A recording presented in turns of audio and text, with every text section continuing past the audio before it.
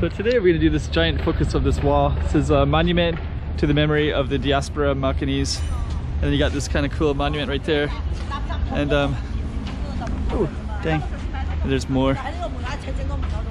So there we go. So we're going to tell you all about this in a minute. And we'll highlight what's all around here as well. So there it is. Looks kind of cool, right? Okay, so stay tuned.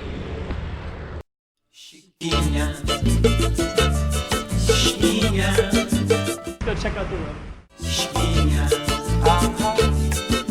Okay, I'm the content creator for this channel. If you like what I'm doing, just subscribe and hit the like button.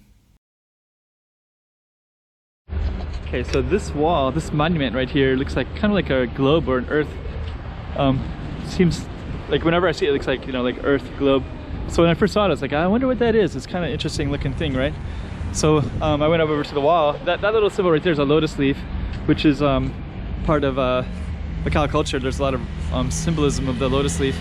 But then all of this basically says this is a monument that was built in, oh, look at this, February 12th, 2013. Well, anyways, there it is, yeah, December 2nd, 2013. So anyways, they kind of built this little memory to the Macanese. So what happened was, you know, there's many Macanese, mix of Portuguese and Chinese, but then the handover happened, and then you know, now it's all basically part of China. And actually when I'm here, I can continually see that. When I talk to students, they usually talk about how this has always been part of China and it will be more part of China, and they have celebrations to promote that as well.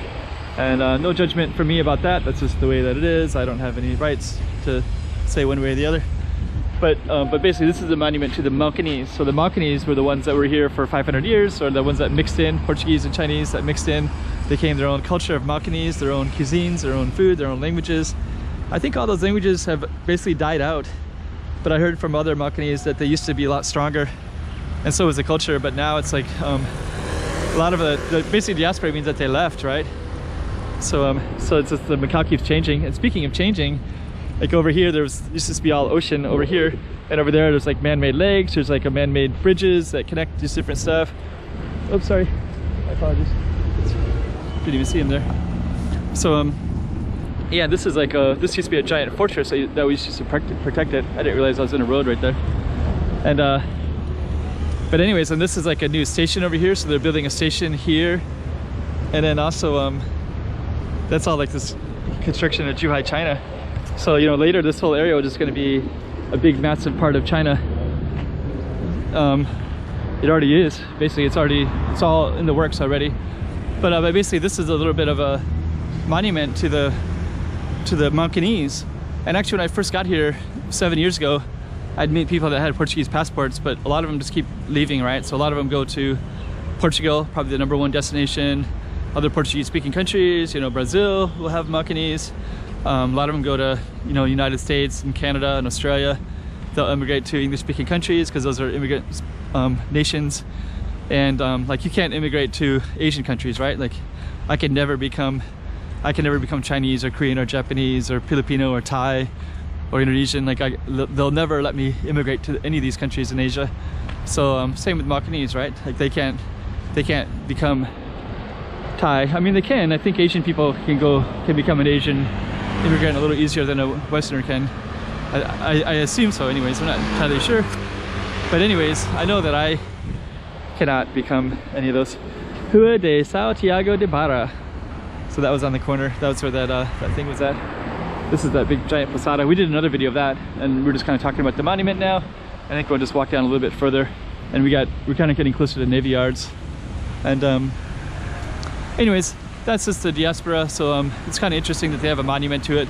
1999 was a handover, so that's when Macau ceased to be a Portuguese colony or whatever it was, and became mainland China, and then the two-system rules and things that keep changing.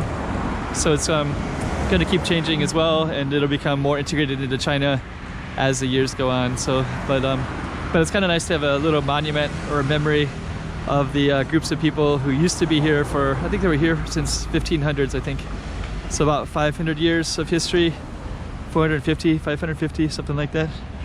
And anyways, that's the monument for recognizing the diaspora, the ones that have been leaving and going somewhere else to find a new home, you know, wherever that might be, and saying goodbye to this home. And I think from everybody I talked to anyways, this city has changed so much. It's still uniquely Macau, and I love it. It's a great, amazing city, but it's no longer the sleepy little backwater that apparently it used to be.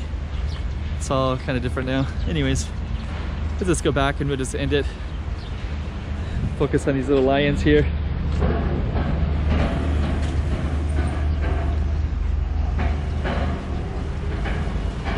And there we go. Okay, hope you like that one.